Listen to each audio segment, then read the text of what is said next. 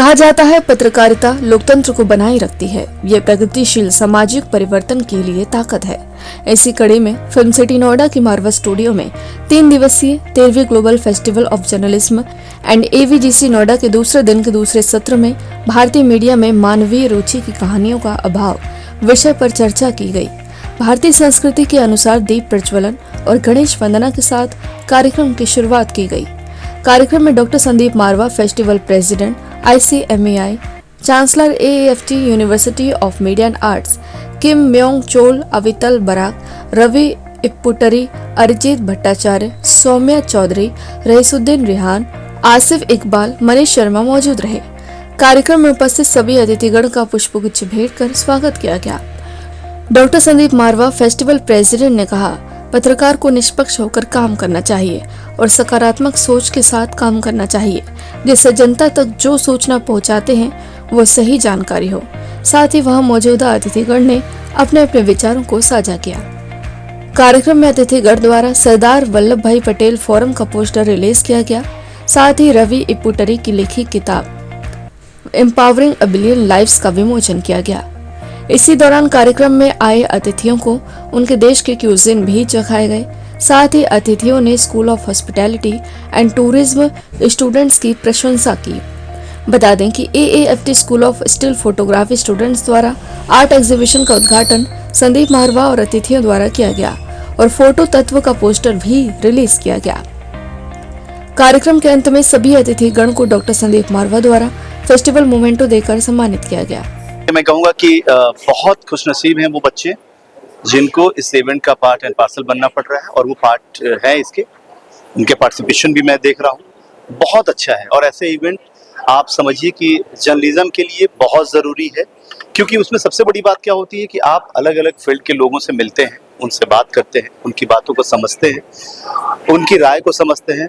और सबसे बड़ी चीज़ है कि अगर आप जिस फील्ड में जाना चाहते हैं, आप जो करना चाहते हैं, आप जो सोचते हैं, अगर उस फील्ड से संबंधित अगर आपसे कोई सीनियर, आपसे कोई बड़ा जो आपसे ज़्यादा जानकार हो, या ये कह लें कि आपसे पहले से इस फील्ड में हो, अगर वो कुछ कहता है, बताता है, समझाता है, तो ज़रूर समझना चाहिए। और ये तमाम स्टूडेंट्स के लिए बहुत ज़रूरी है। और मैं सभी स्टूडेंट्स के लिए कहूँगा कि मुतमईन हूँ मैं अपने दरख्तों से कि तूफान आएगा और चला जाएगा। आप इसी हौसले के साथ इस फील्ड में बने रहिए। तो सबसे पहले तो मैं संदीप मारवा सर और पूरे जो मारवा स्टूडियो और इंस्टीट्यूट है उसको बहुत बहुत बधाई देना चाहूँगा इतने सच ए ग्रेट और इवेंट के लिए। बहुत ही अच्छा इवेंट है, और इवेंट से ज़्यादा मुझे यहाँ पे आके अपनी जो कॉलेज डेज हैं वो याद आ गए हैं। और I am also journalism students, तो बहुत ही सच ए प्लेजर है मेरे लिए, और काफ़ी क्रिएटिव चीज़ें मुझे यहाँ देखने को मिली है। नहीं, बहुत अच्छा इवेंट था ये मिस्टर मारवा जी का। एक्चुअली मैं फर्स्ट टाइम ऐसे किसी इवेंट में एज ए स्पीकर आया था, तो but being into the field of entertainment, तो ये टॉपिक मेरे को अच्छा लगा कि जो उन्होंने बोला था कि ह्यूमन टच जो आजकल मिसिंग है, तो ये मैं इसलिए स्पेशली इस टॉपिक के लिए एज ए स्पीकर आया था कि मतलब ताकि मैं मीडिया को अपना पॉइंट ऑफ व्यू बता सकूं कि आप जो अपने कल्चर से हट के आप कंटेंट को वायरल करते हो, या TRP जहाँ से आपको मिल रही होती है, आप उस कंटेंट पे ज़्यादा ध्यान देते हो। उसकी जगह आप ऐसे कंटेंट पे भी ध्यान दे सकते हो जो लोगों की मोटिवेशनल स्टोरीज हों। तो बस मेरा मेनली मैसेज यही था। It's a brilliant event. It is always a pleasure coming to Marwa Studio, interacting with students, and definitely watching you guys to grow. Loved it. Sir AI से related क्या कहना चाहेंगे? AI ने journalism को बहुत change कर दिया है और अक्सर AI पे ज़्यादा रह रहे हैं, तो उस पे क्या कहना चाहेंगे? This is a future. It was always a future. Only factor is we didn't understood the power of Gen AI. So maybe India is little bit of 6 months delayed integrating the Gen AI part.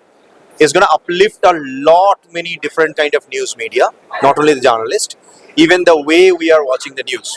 कौन कहता है कि मुलाकात नहीं होती है, रोज मिलते हैं मगर बात नहीं होती है।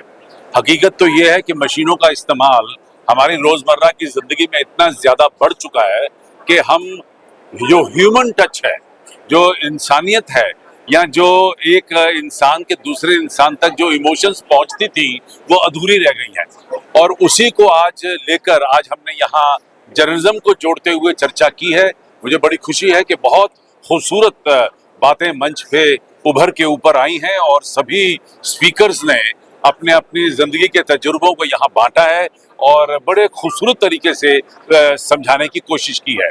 आज 13th global festival of journalism and ABGC Noida 2025 का दूसरा दिन है और यहाँ पे रोज की तरह इस वक्त बहुत जबरदस्त तांता लगा हुआ है।